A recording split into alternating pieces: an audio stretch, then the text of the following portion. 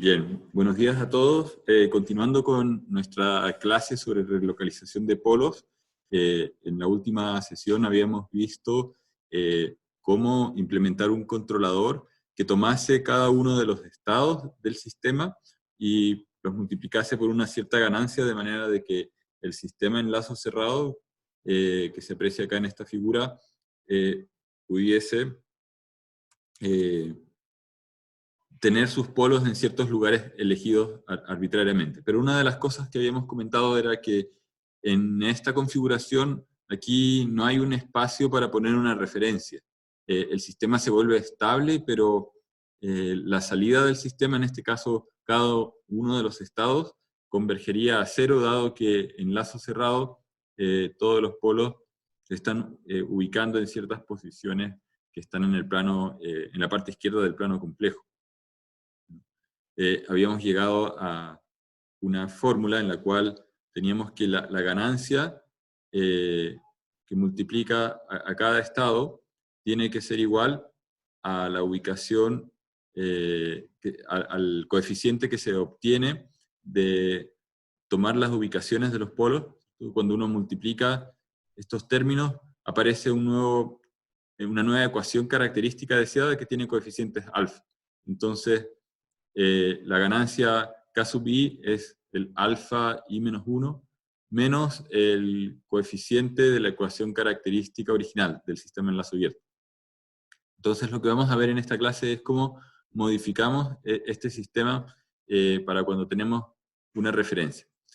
Antes de eso veamos un ejemplo concreto, a manera también de recordatorio.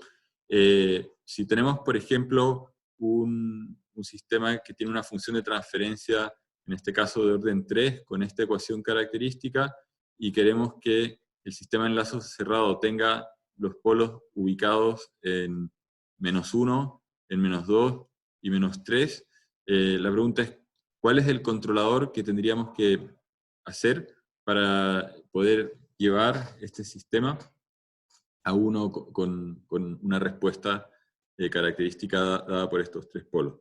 Entonces, en primer lugar, lo que tenemos que hacer es plantear esta función de transferencia como un sistema en el espacio de los estados, utilizando la forma canónica controlable.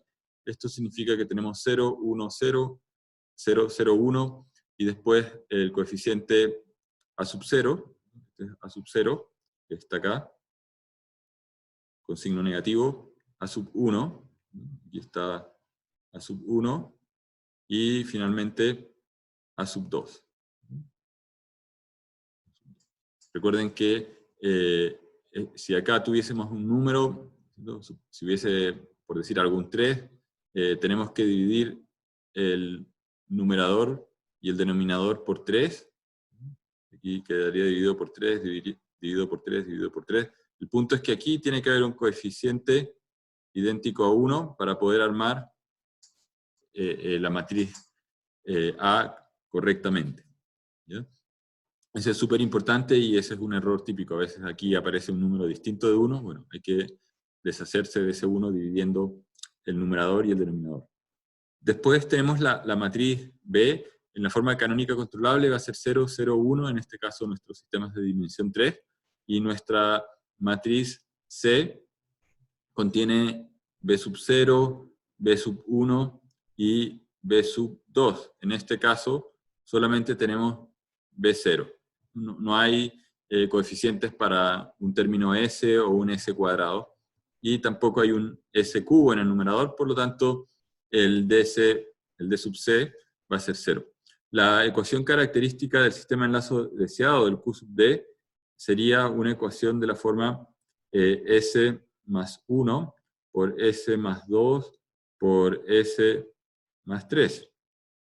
Entonces hacemos las multiplicaciones, entonces vamos a tener S cuadrado más 3S más 2, todo esto factor de S más 3, entonces esto va a ser S cubo más 3S cuadrado más 2S al multiplicar por S, más 3 por todo este polinomio va a ser 3 por S cuadrado, más 9S más 6. Entonces la suma de estos dos nos da una ecuación característica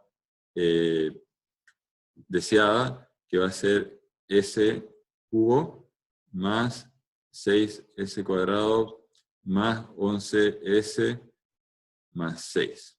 Entonces este sería nuestro alfa sub 2, alfa sub 1 y alfa.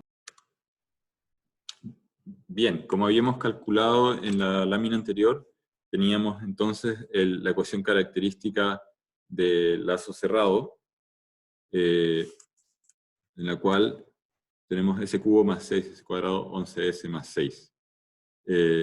Luego, tendríamos que calcular los coeficientes o ganancias K sub 1, que sería igual a alfa 0 menos el A sub 0.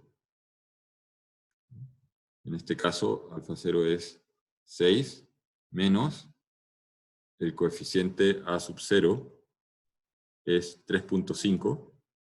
Tendríamos menos 3.5.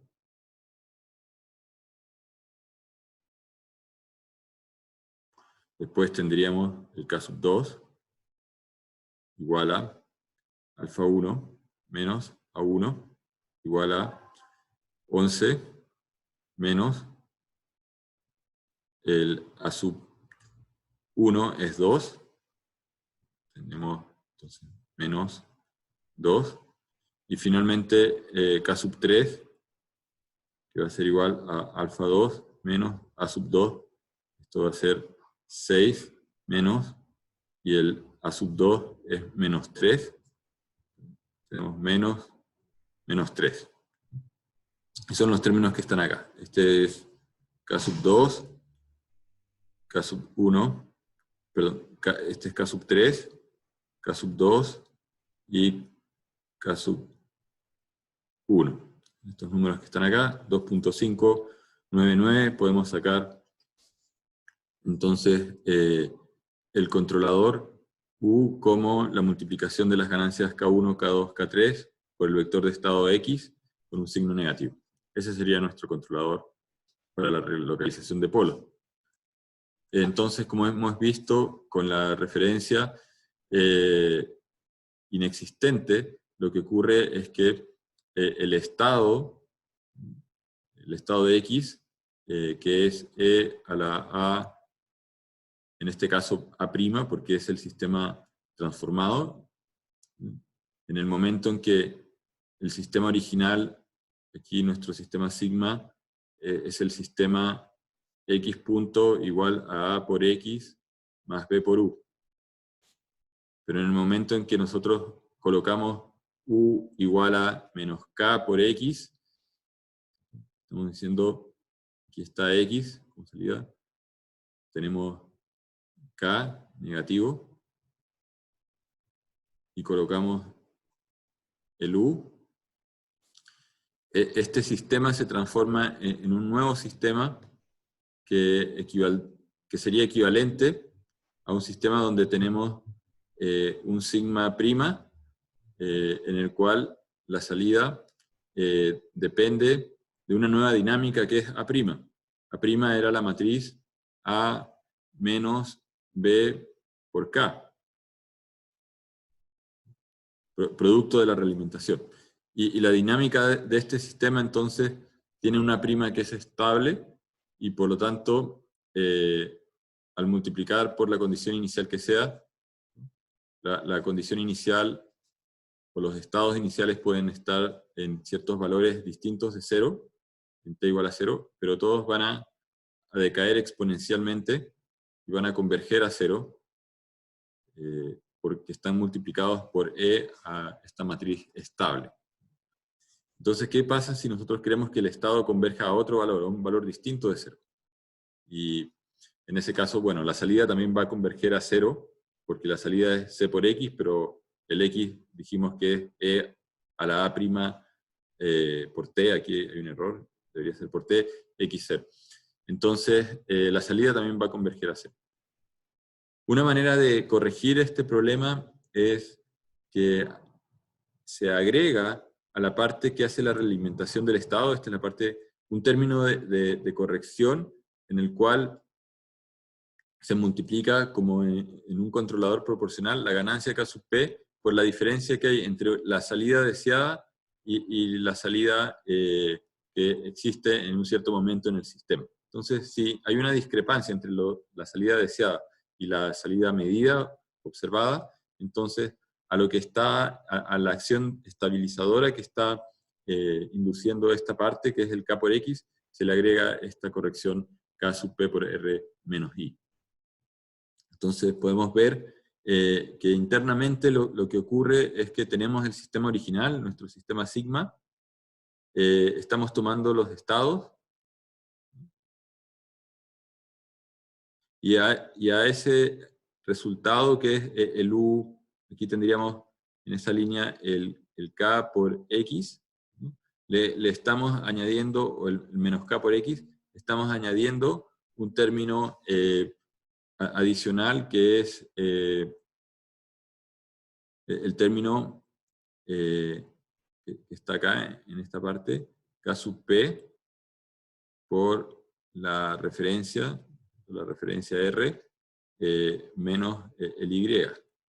Está por acá. Entonces, R menos Y. Entonces, le estamos añadiendo una acción correctiva a la acción estabilizante de la retroalimentación del estado. Y de esa manera podemos hacer que la salida converja a otro valor. ¿Qué significa esto en la práctica? Bueno, si observamos, el Y es C por X. El modelo, aquí estamos haciendo el supuesto de que el modelo de medición C por X más D por U tiene un D idéntico a 0. Entonces, en ese caso, esto también se puede generalizar para el caso en que D sea distinto de 0, pero para mantener la explicación lo más sencilla posible, pensemos en que el D es 0. Entonces, si reemplazamos el Y por C por X, tendríamos R menos C por X, y podemos agrupar los coeficientes de X. Y vamos a tener K más K sub P por C. Todo esto es factor de X. Y el K sub P por R aparece en ese término. Entonces lo que podemos ver es que nuestra matriz de ganancias originales ahora se ve afectada por K sub P y por el contenido de C. Entonces, cuando nosotros aplicamos esto a la ecuación diferencial, este control, vamos a escribir acá en detalle x punto igual a por x más b por u. Lo que estamos diciendo es que esto es igual a por x más b por este u, que es menos k más k sub p por c. Todo esto es por x más K sub P por R. Entonces lo que vamos a tener es, si juntamos los coeficientes de X, acá, vamos a tener una matriz A más B por K. Aquí tendríamos un B por K. Hay un signo menos K sub P, que es un escalar, por B por C. Todo esto es factor de X, más tenemos B por K sub P por R, más K sub P por B por R. Entonces, fíjense que el sistema en el cual originalmente entra la señal U, ahora se transforma en un sistema que tiene una nueva matriz. Esta es nuestra nueva matriz A'.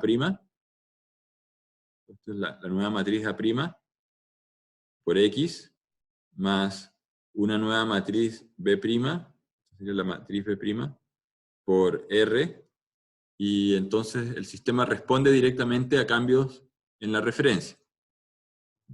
Y entonces, ahora lo que nosotros tenemos que buscar es que este A', que es toda esta gran matriz, sea igual a una matriz A' deseada, o de referencia, que es lo que vamos a hacer acá. Si nosotros calculamos cuánto vale A menos B por K más KPC, vamos a obtener algo muy parecido a lo que habíamos obtenido anteriormente.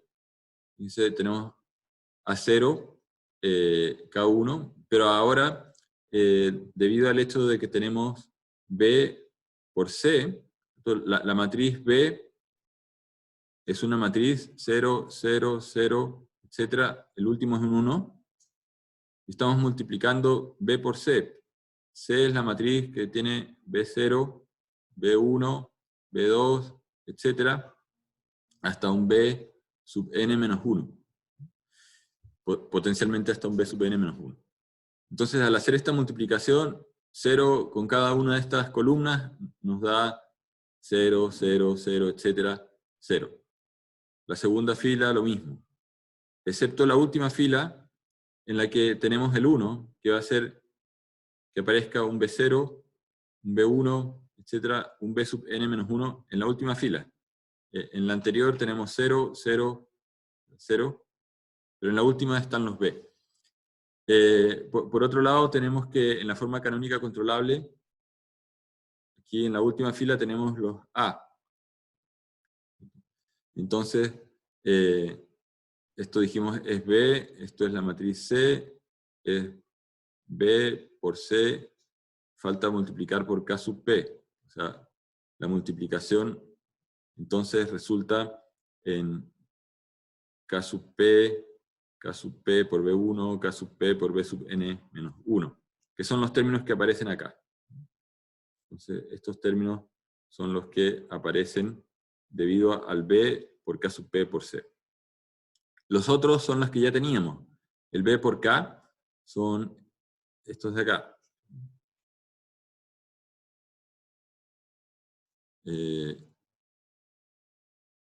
Estos de acá son estos de acá. Y los de la, acá los de la son estos. Entonces, ahora tenemos que igualar estos coeficientes a una matriz A' deseada. Nuestra matriz A' deseada, una vez que la construimos, queda como una matriz donde tenemos alfa 0 menos alfa 1 menos alfa 2, etcétera, hasta llegar a un menos alfa n menos 1. Entonces, lo que tenemos que hacer es que tenemos que igualar el término menos alfa 1 al término que está acá, a todo este término. Eso hay que hacerlo para cada uno de los términos que están en la última fila de la matriz A, modificada.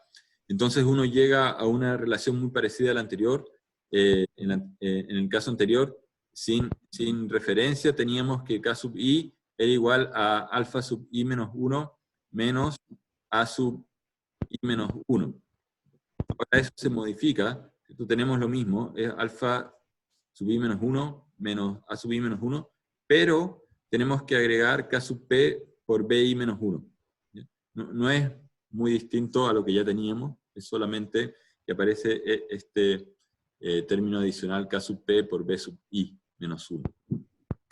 Entonces el procedimiento que vimos en el ejemplo anterior también es muy sencillo y lo podemos aplicar al mismo ejemplo. Supongamos que definimos que K sub P va a ser igual a 6, entonces el proceso anterior nos daba alfa 0 menos A0 para K1, que era 6 menos 3.5, pero ahora tenemos que agregar K sub P, que lo hemos definido como 6, y el P0 es 1.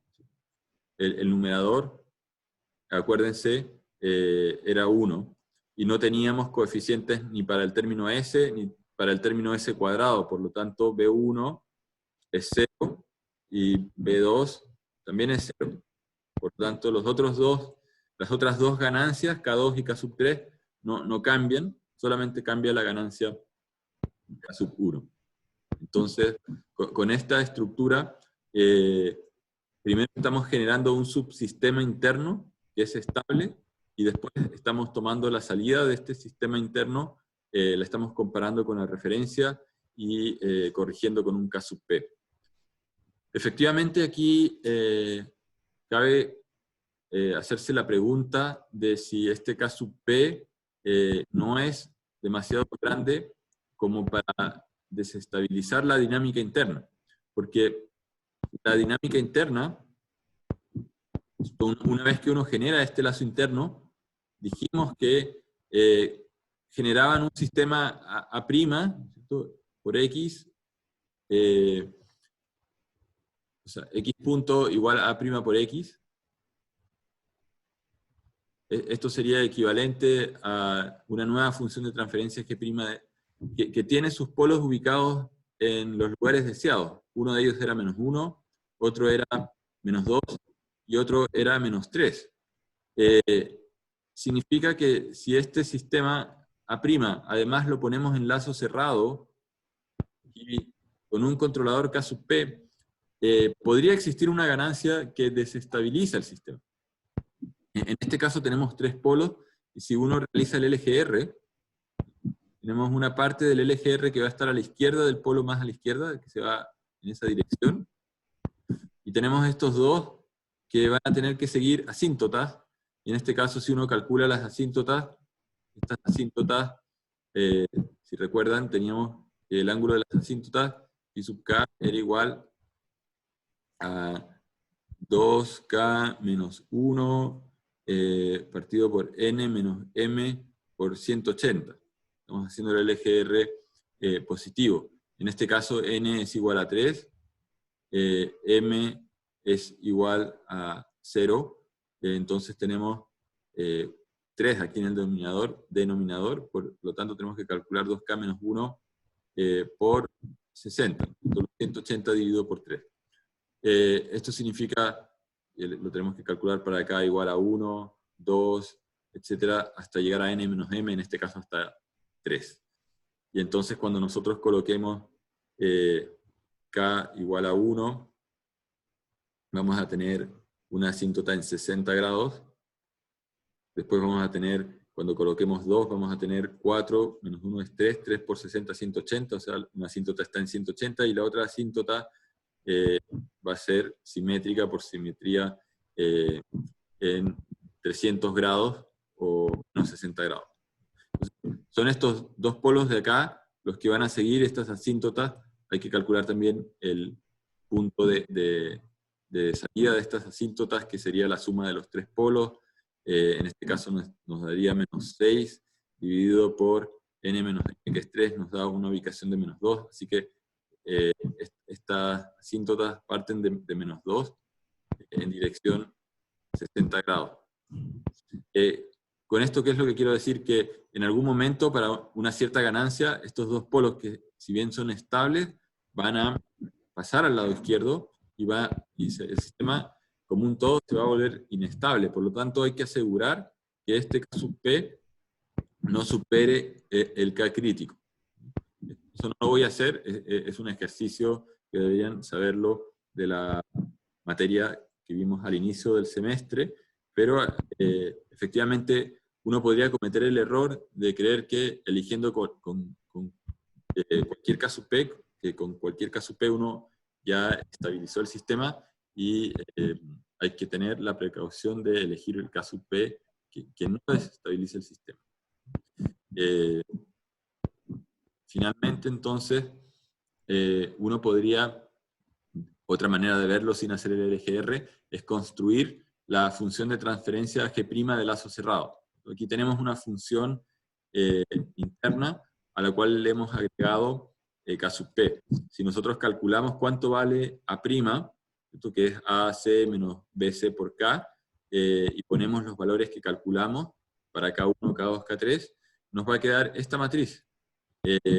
Entonces podemos encontrar cuál es la función de transferencia del lazo interno. Si se fijan, G' es un 1, aquí tenemos 0, este es A sub 0, este es A sub 1 negativo, este de acá es A sub 2 negativo. Entonces, vamos a tener 0, 11, 6, que es lo que aparece acá. 0, 11, 6. Este es el sistema G'. Ahora, cuando nosotros ponemos la función de transferencia de G' en lazo cerrado, si recuerdan cuál era la función de transferencia de lazo cerrado, era K por F dividido por 1 más K por F.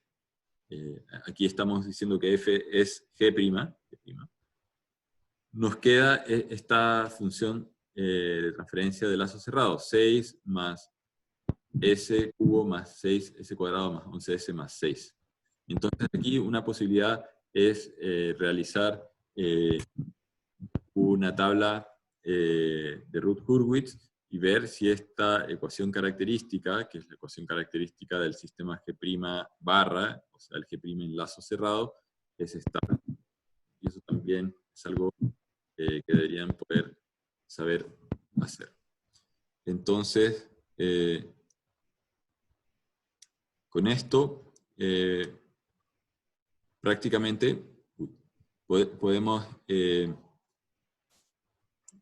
decir que tenemos las herramientas para encontrar una retroalimentación del estado que estabiliza el sistema y que además responde a ciertas referencias.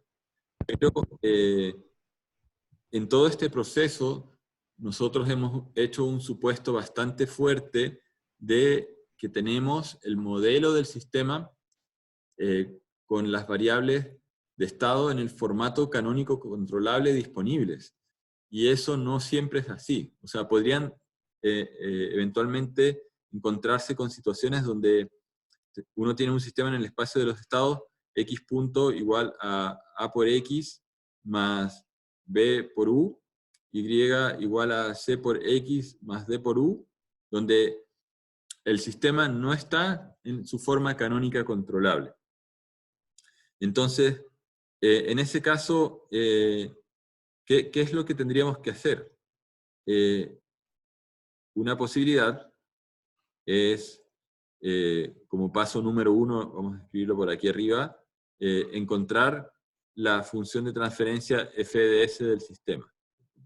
Y eso va a ser c por s y menos a la menos 1 por b más d. Y después, teniendo la función de transferencia escrita como un polinomio p de s dividido por q de s, el paso número 2 sería pasar esto a una versión en el formato de matrices A sub c, esto es la forma canónica controlable, B sub c, C sub c y D sub c. Entonces, tendríamos aquí un sistema que proviene del sistema original, en el cual tenemos ahora un nuevo estado, que le voy a poner x sub c para que se entienda que no es el mismo que el otro, el original, que tiene una matriz A sub c, xc más b canónico controlable por u, y, c sub c por x sub c más d, el d canónico controlable es igual al d original. Entonces, de este sistema sale un y sale un estado x sub c. Y entra un control u. Entonces, lo que podemos hacer es primero diseñar el controlador que estabiliza este sistema. Aquí vamos a poner un más, en el cual teníamos que calcular los valores de las ganancias para la matriz K. Entonces tenemos menos K, esto lo calculamos con lo que acabamos de ver. Y después encontramos un K sub P, que lo ponemos acá, calculamos el error, y vamos a poner más, menos, aquí entra la referencia, y aquí comparamos con la salida.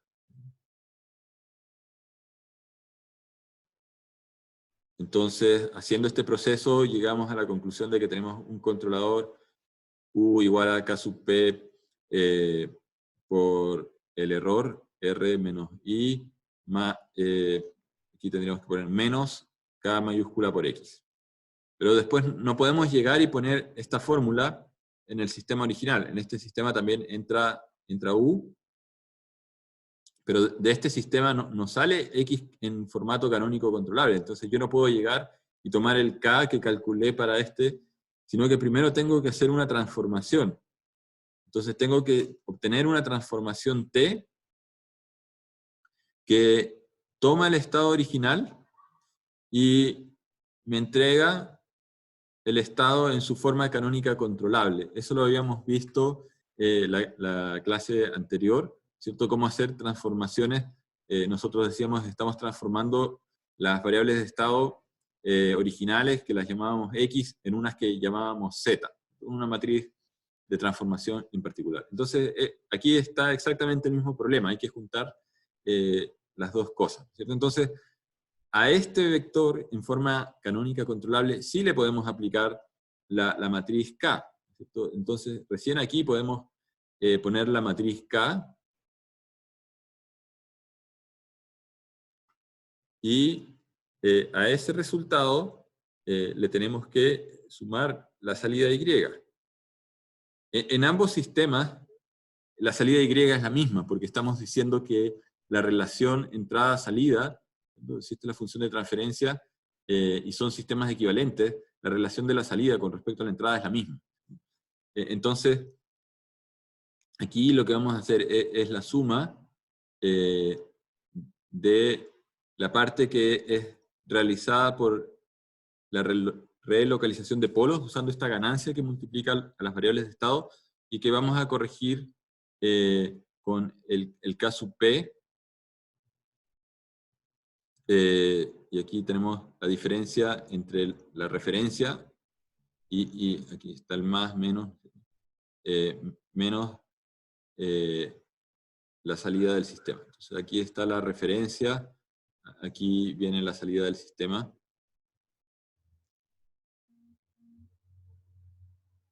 Entonces, aquí tenemos sistemas que van a funcionar de igual manera con respecto a su relación salida con respecto a la entrada, ambos van a ser estables, solamente que está este detalle que es muy importante tener presente por el hecho de que en la práctica en general los sistemas no están en forma natural en su formato canónico controlable. Entonces no hay que olvidar que esta matriz de transformación es fundamental calcularla, y muchas veces el error está en que las personas olvidan que hay que hacer esta transformación. Entonces muchas veces toman el estado X, lo multiplican directamente por K y el sistema no funciona. Y es porque ese K no estaba diseñado para actuar sobre el X original, estaba diseñado para actuar sobre el X de la forma canónica controlable. Eso es algo súper importante, pero también es muy frecuente que se olvide, y por eso enfatizo sobre ese punto. Finalmente, con respecto al proyecto, quisiera hacer algunos comentarios, porque el proyecto no pide un control de una forma específica. Uno podría implementar un control PI, un PID, un PD, o incluso un control utilizando una estrategia como la que hemos visto a continuación. Entonces, aquí quisiera hacer algunos alcances con respecto a qué es lo que hay que entregar en el proyecto. Existen técnicas de control más avanzadas que las que hemos visto acá, que no son parte de este curso, con los cuales uno podría lograr controladores que minimizan el error y que minimizan la energía o la magnitud del loop. Entonces, yo no espero que ustedes hagan ese tipo de controladores. Obviamente no hemos visto las herramientas, pero sí que al menos comparen dos versiones de controladores distintos.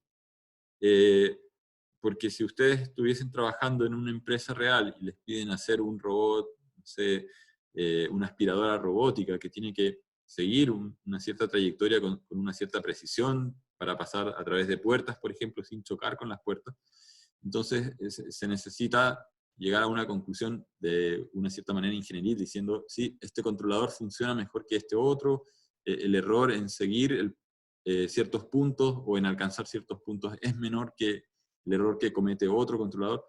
Para eso tenemos las herramientas que nos permiten encontrar respuestas al escalón, etc. Pero todo ese diseño hay dos maneras de hacerlo. Entonces voy a encontrar, estoy buscando la pizarra, aquí, New Share, vamos a ver, compartir una pizarra en blanco. Share. Entonces, hay dos caminos posibles cuando uno está diseñando controladores. Entonces podríamos tener nuestro sistema original, ustedes ya han calculado un modelo, tienen una función de transferencia, y hay una señal de entrada. Por un momento pensemos que esto es una entrada, una salida. Entonces, aquí yo tengo dos posibles caminos. Puedo diseñar un PID, o puedo diseñar un sistema de control de relocalización de polos, ¿no? Un pole placement by full state feedback, relocalización de polos en el estado. Este a su vez puede ser un PI, podría ser incluso solo un P, un PD. Ok.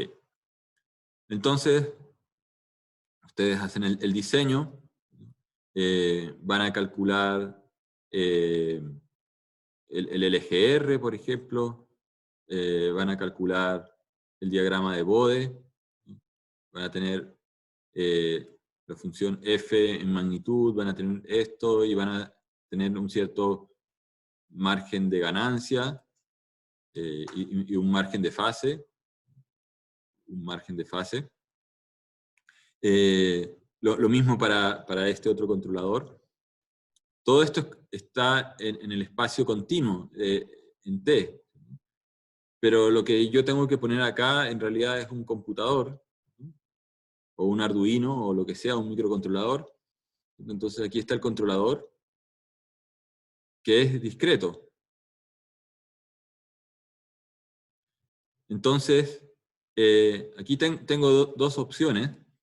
Una es, primero diseño todo como si fuese continuo, me olvido de que esto es discreto, y finalmente cuando llego a mi fórmula para el controlador, supongamos que tenemos una fórmula U de S igual a K sub P más K sub I partido por S, entonces paso esto a una versión discreta con, por ejemplo, retención de orden 0. Y digo, aquí está mi controlador, U sub K igual a U sub K menos 1, más una cierta ganancia K sub P por el error de K, más K sub I por el tiempo de muestreo, por E de K menos 1, etc. ¿Ya? Entonces, estos coeficientes son unos coeficientes prima, porque no son iguales a los del sistema continuo. O sea, al hacer la discretización, estos coeficientes cambian, y lo que yo tengo que poner acá es el controlador con los coeficientes K sub' y K sub I'. Esto lo menciono porque es un error también muy frecuente que uno ve en los proyectos, de que diseñan todo en el espacio continuo, si bien el robot real o el sistema real es continuo, al final lo que uno está aplicando en la simulación es un controlador que es discreto. Entonces, un camino es ese. Otro camino es, ok, tengo mi sistema FDS, y yo puedo utilizar una retención de orden 0 y decir, este sistema FDS es equivalente a un F' discreto, en F de Z. Y ahora entonces hago todo el diseño del controlador directamente como un controlador KDZ, ¿no? Un control discreto. Y entonces aquí tendríamos el error, etcétera, donde tengo una referencia que es discreta, una salida que es discreta, un I sub k, y en base a este error discreto, E sub k, calculo una señal discreta para actuar sobre este sistema. Entonces, el otro camino es hacer esto. Y aquí la pregunta que surge, pero en el curso nunca hemos visto BODE para sistemas discretos,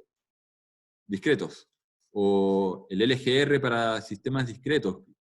¿Qué hacemos en este caso? Entonces, las herramientas que tenemos en Python y los ejemplos son igualmente válidas para sistemas discretos.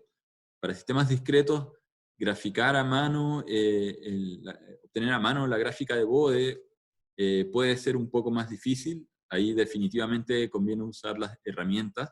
Ya voy a hablar un poco sobre las funciones de Python o de MATLAB para hacer esto. Son iguales. Si alguien ha usado MATLAB antes, aquí en el proyecto nosotros tenemos que usar Python, pero las funciones son exactamente las mismas. Con respecto al LGR, el LGR para sistemas discretos se hace de la misma manera que para sistemas continuos. La única diferencia está en que si nosotros, por decir algo, tenemos un par de polos, tenemos primero que ver si esos polos están dentro del círculo unitario. Aquí estamos en el plano imaginario discreto. Esto es la parte real de Z, esta es la parte imaginaria de Z. ¿No? Aquí en este caso del LGR, nosotros podíamos tener dos polos por aquí, y lo que estábamos buscando era que no entraran en esta zona, ¿no es cierto? Aquí lo que estamos buscando es que las raíces no entren a la zona fuera del círculo unitario. Entonces, mientras estas raíces, aquí el LGR entre esos dos polos va a estar a la izquierda de este polo, y aquí vamos a tener unas asíntotas que van hacia arriba, en este caso, y hacia abajo. Entonces, va a haber una ganancia que eventualmente va a hacer que esto escape del círculo unitario y el sistema discreto se vuelva inestable. Entonces, si uno está diseñando todo en discreto, uno tiene que encontrar dónde está esa ganancia, que es la ganancia máxima que uno va a poder aplicar acá. Si uno está diseñando esto en continuo, uno va a encontrar otra ganancia que no es la misma que la que uno encuentra acá. Estamos en mundos distintos, ¿cierto? Uno es el mundo continuo y el otro es el mundo discreto. Y este mundo discreto depende del periodo de discretización. Eso es lo que altera, digamos, los coeficientes, o influye principalmente los coeficientes de la función de transferencia discreta. Con respecto a las funciones, en Python y en MATLAB hay funciones que toman, por ejemplo, para hacer el LGR, la función numerador, denominador, y si el sistema está expresado como una función de transferencia, porque nosotros podíamos llamar una función, por ejemplo, f igual a la función transfer function de numerador, denominador. Esto nos devuelve un f que es continuo, que sería un f de s.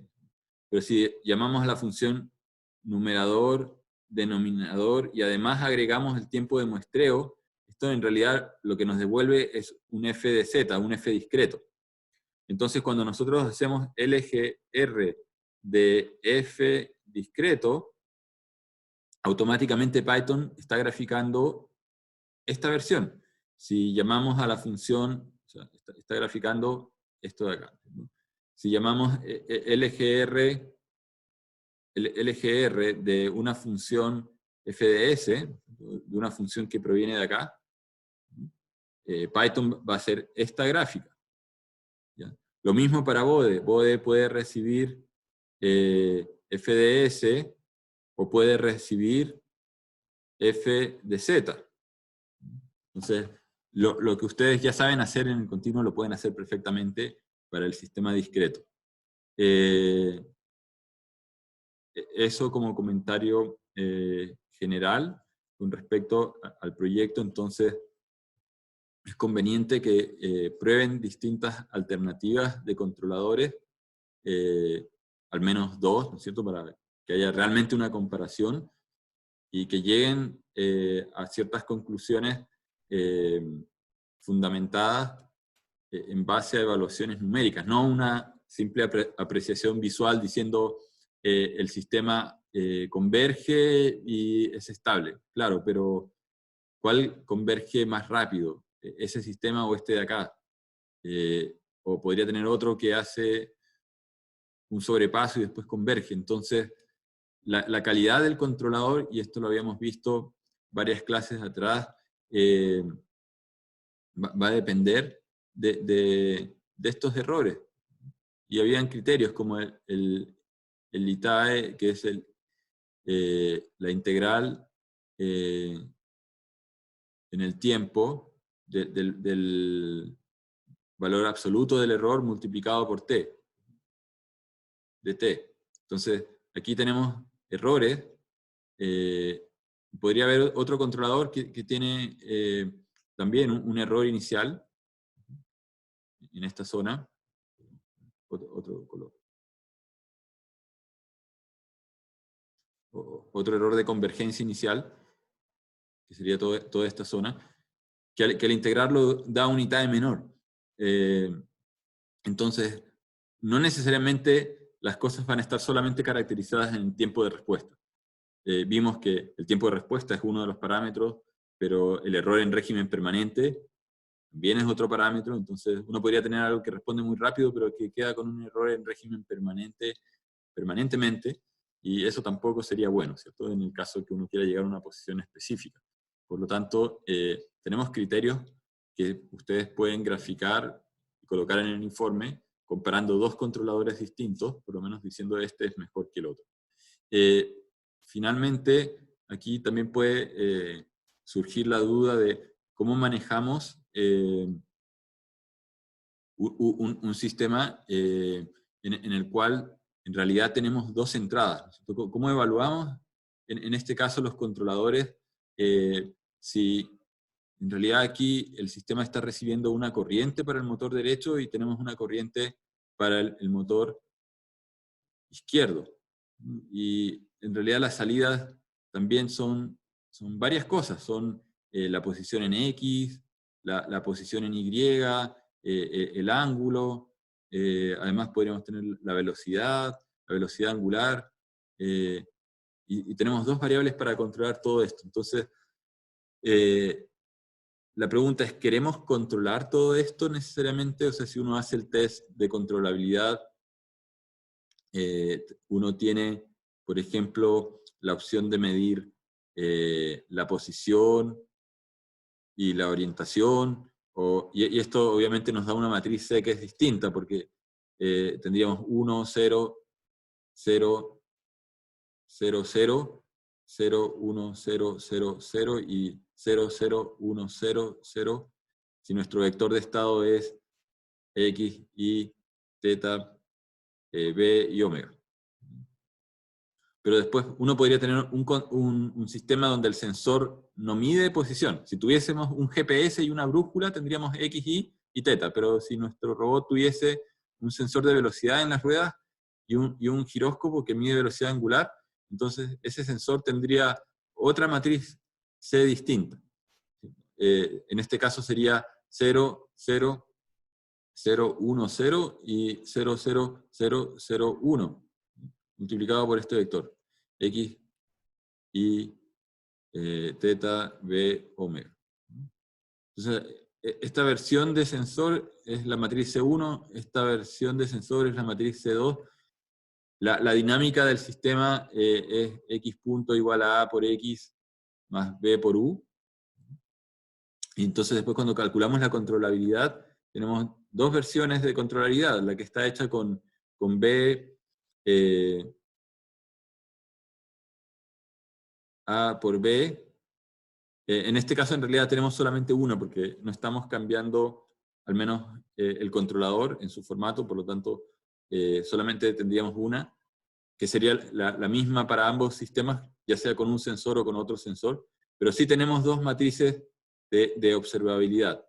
La matriz de observabilidad 1 sería C1 por A, y la matriz de observabilidad 2 sería C2 por A. Entonces, puede que con uno de estos sensores nos dé que el rango de O1 sea menor que 5. ¿No es cierto? Aquí tenemos un sistema que tiene un vector de estado de dimensión 5. Nosotros queremos que para que el sistema sea completamente observable, el rango nos dé 5, o para que sea completamente controlable, que el rango sea igual a 5. Y podría salir que el rango de la matriz de controlabilidad es menor que 5. Si ocurre eso, quiere decir que hay algunos de estos estados que no son controlables. Entonces, eso no es el fin del mundo. Lo único que está pasando es que si nosotros reducimos el sistema, porque aquí tenemos ecuaciones que nos dicen x punto, y punto, z punto,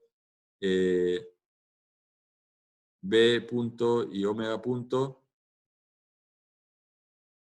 igual a algo, ¿no es cierto? Aquí entonces vamos a tener unas ecuaciones de la matriz A para los tres primeros elementos del vector de estado, y después otras ecuaciones que son para los segundos dos elementos del vector de estado, del x, y, z, b, omega.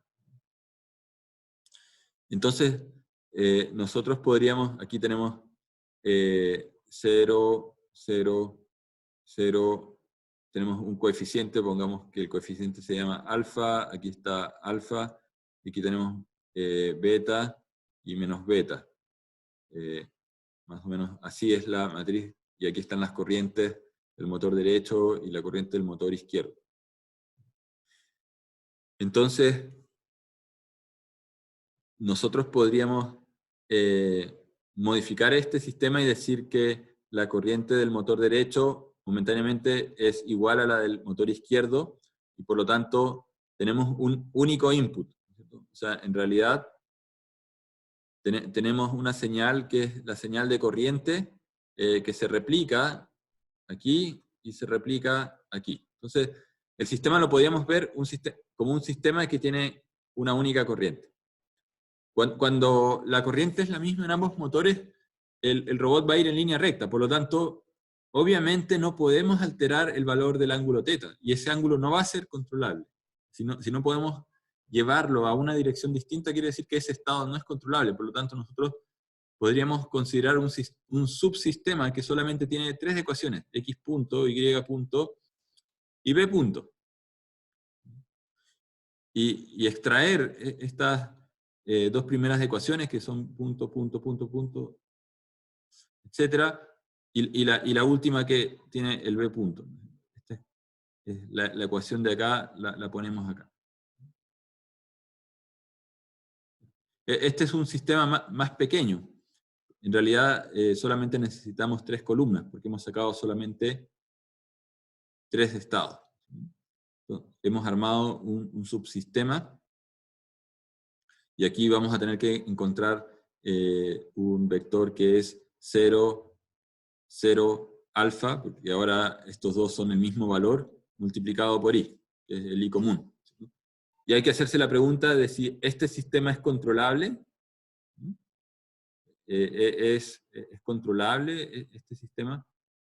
Con unas nuevas matrices, que va a ser una matriz B', que sería esta B, y con una matriz A',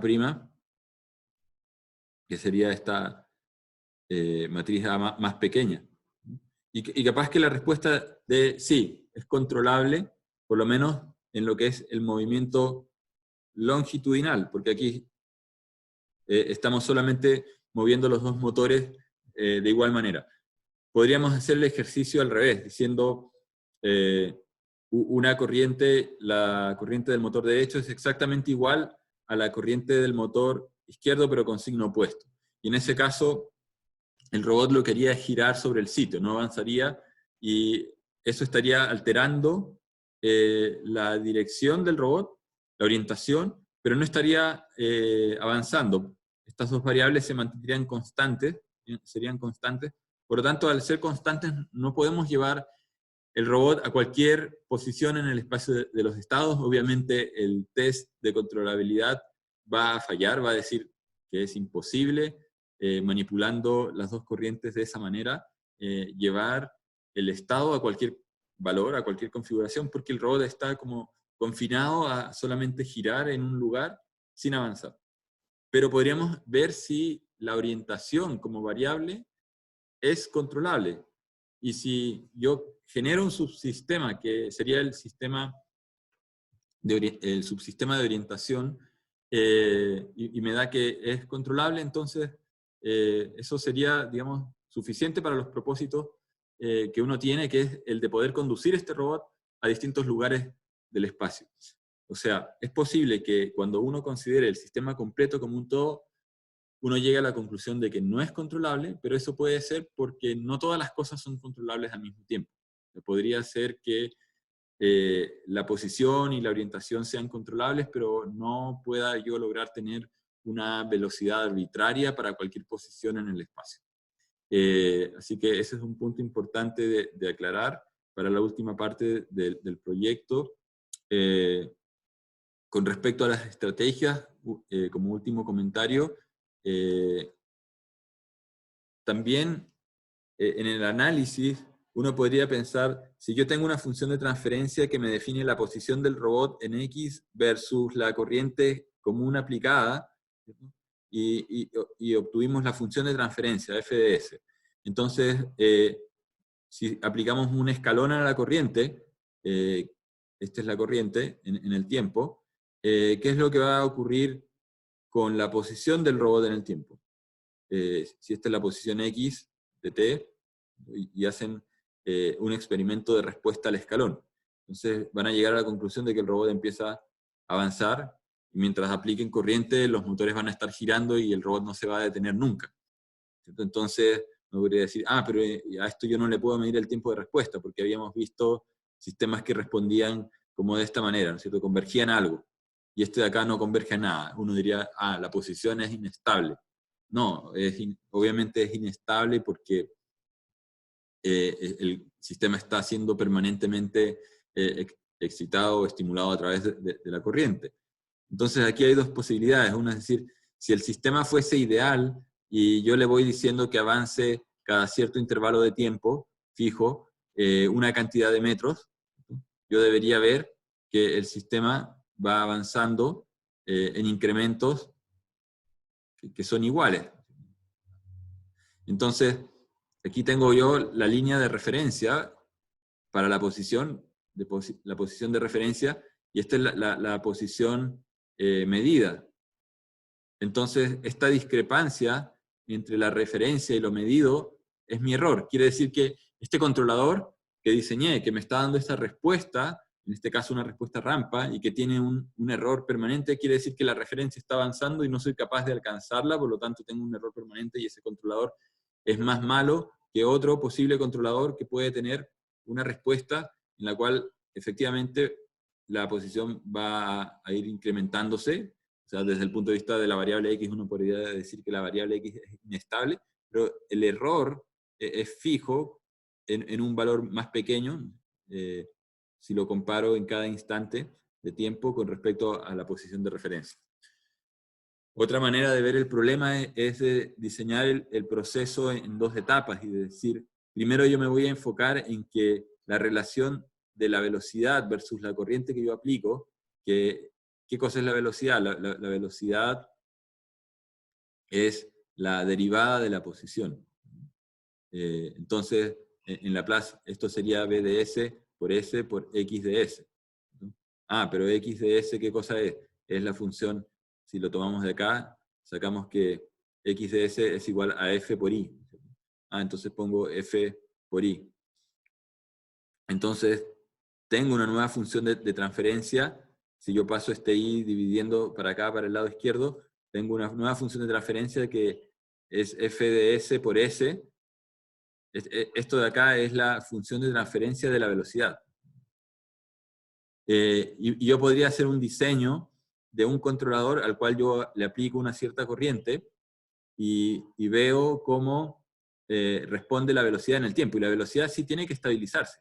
Entonces, si no se estabiliza y no sigue una cierta referencia y la velocidad hace esto, entonces quiere decir que la posición va a estar también oscilando y probablemente va a hacer cosas raras. Por lo tanto, un sistema en el cual yo no puedo controlar correctamente la velocidad y hacerla converger rápidamente a un cierto valor de referencia, tampoco va a ser capaz de ir a una posición correctamente.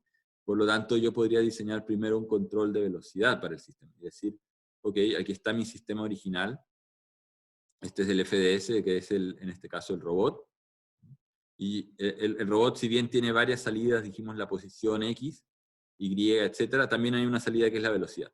Una de estas es la velocidad. Entonces, lo primero que voy a hacer es diseñar un control, un C sub B, que es el control de velocidad. ¿Ya? Entonces aquí, ¿qué comparo? Comparo la velocidad de referencia, esto sería una velocidad de referencia, más con una velocidad que es medida y veo cómo se comporta este sistema. Entonces aquí hay un control.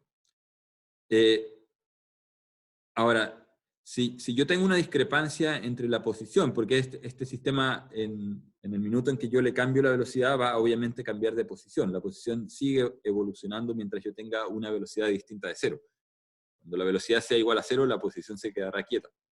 Pero yo puedo entonces comparar la posición X de referencia con la posición X medida,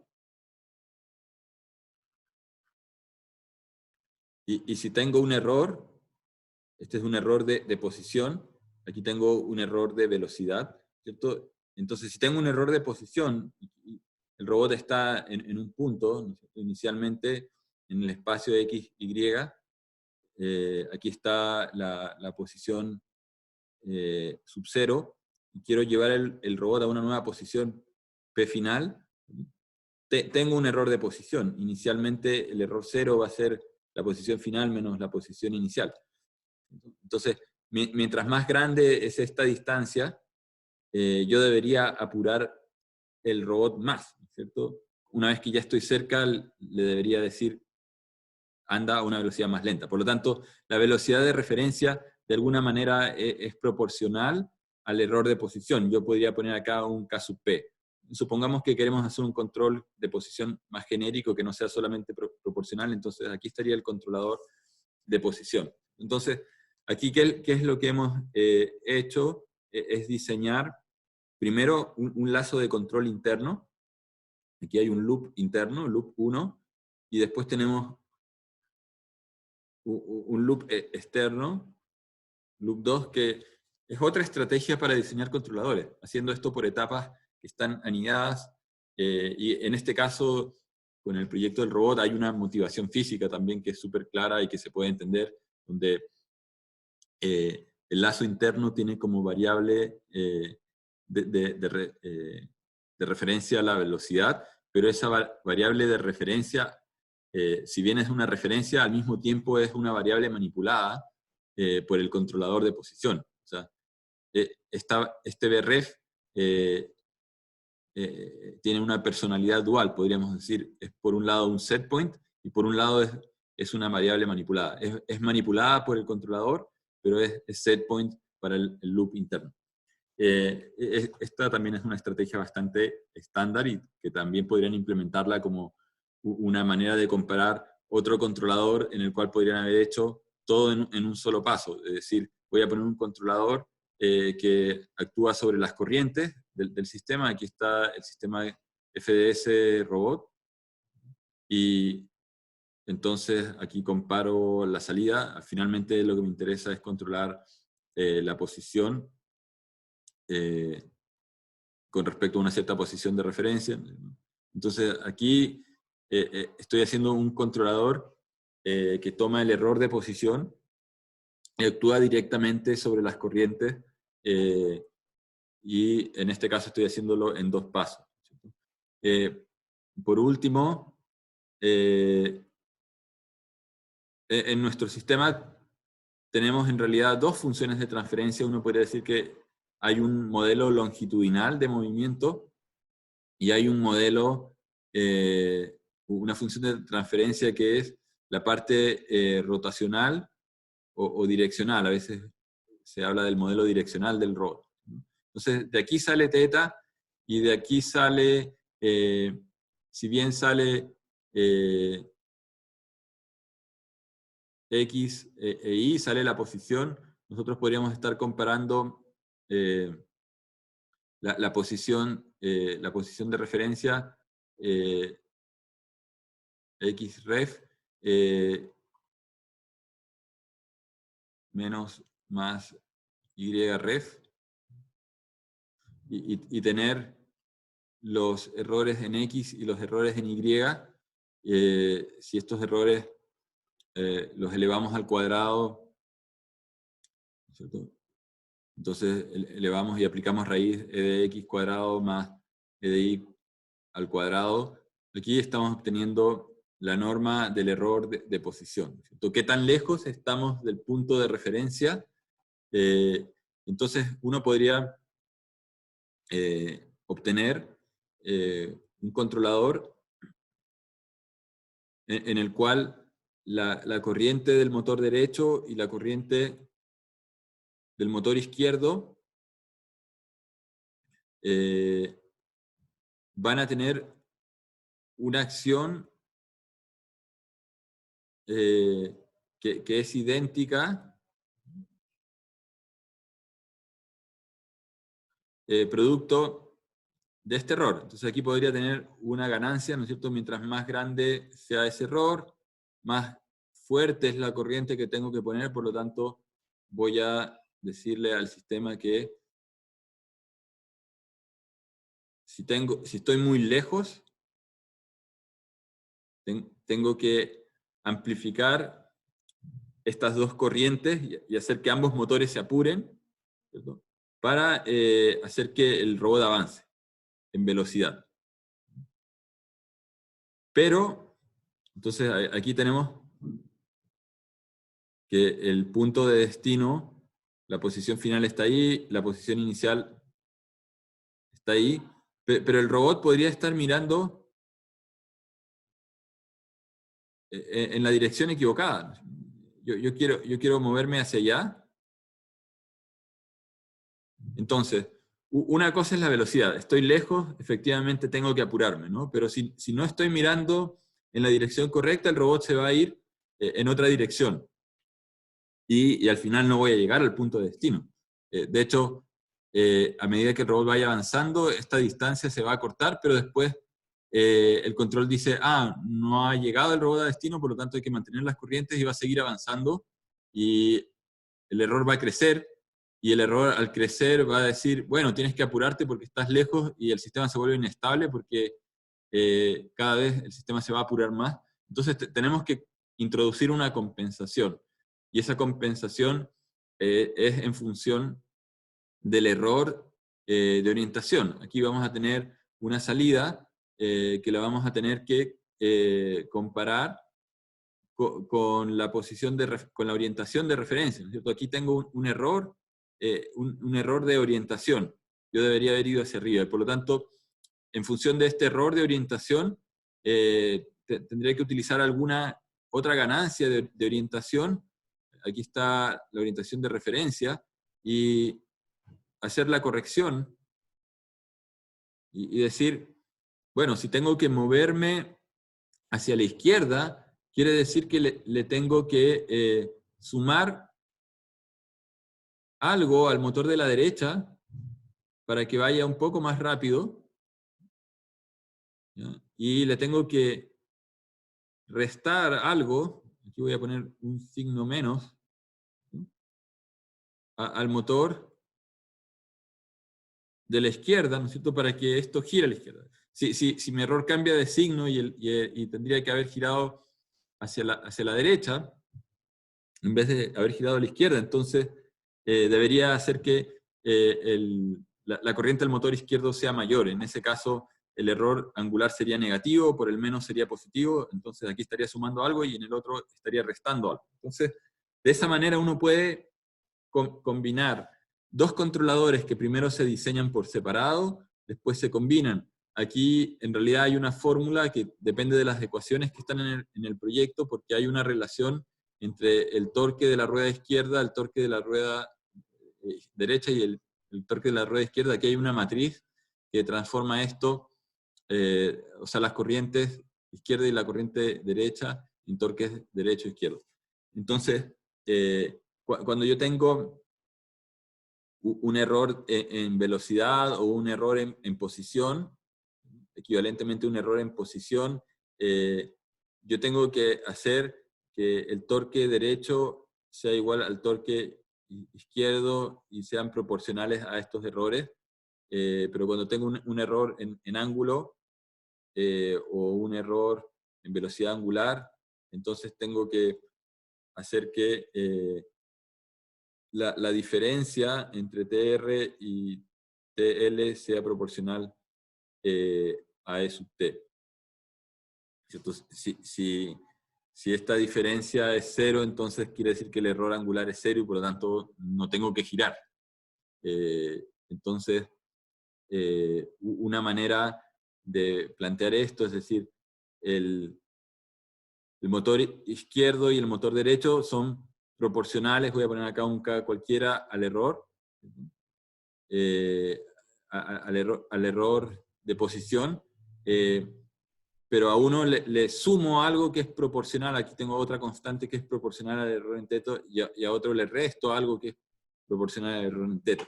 Entonces, esa es la manera de traducir el diseño del controlador de cada lazo a un controlador que combina y que acopla estas dos cosas que en la vida real, en el mundo real, interactúan, ¿no? Y finalmente uno podría probar el robot pidiéndole que siga una trayectoria específica. Entonces, si el controlador está bien diseñado, uno vería que el robot empieza a avanzar y pasar por estos puntos, y si está mal diseñado, uno vería que el robot real se desvía y trata de alcanzar la trayectoria de referencia, pero después se vuelve a pasar y zigzaguea en torno a una cierta ruta o trayectoria de referencia. Entonces, con eso, digamos, terminamos todo lo que tiene que ver con el diseño de controladores, las distintas estrategias y herramientas. Nos vemos entonces en la próxima actividad.